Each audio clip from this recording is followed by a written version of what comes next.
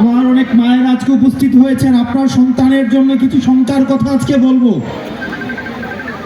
বিগত আওয়ামী লীগ সরকার আপনার সন্তানের জন্য কেমন ঝুঁকিপূর্ণ বাংলাদেশ রেখে গিয়েছে, আমি সেটার কথা আপনাকে বলতে এসেছি।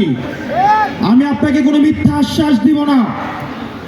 আপনি এমন একটা বাংলাদেশে বাস করেন, যেই বাংলাদেশের প্রতিরক্ষা ব্যবস্থার দিকে যদি আপনি তাকান, আপনাকে আশাহত ছাড়া আর কোনো কারণ নাই। আপনি ক্লাসে বসে আপনি স্কুলে যাবেন পড়াশোনা শিখতে, কিন্তু হাসিনার অব্যবস্থাপনার বিমান এসে আপনার সন্তানকে মেরে দিয়ে যাবে। আপনি যদি বাংলাদেশের মানচিত্রের দিকে তাকান, বাংলাদেশের মানচিত্র 3 দিক থেকে ঘিরে রয়েছে ভারত। রক্ত চক্ষু দিয়ে ভারত বাংলাদেশের দিকে তাকিয়ে রয়েছে। এক পাশে রয়েছে যুদ্ধাবস্থায় বিদ্যমান মায়ানমার, আরেক পাশে রয়েছে জলরাশি বঙ্গোপসাগর। দুর্ভাগ্যজনক বিষয়, বাংলাদেশের এখনো পর্যন্ত যথাযথ কোনো প্রতিরক্ষা ব্যবস্থা নাই।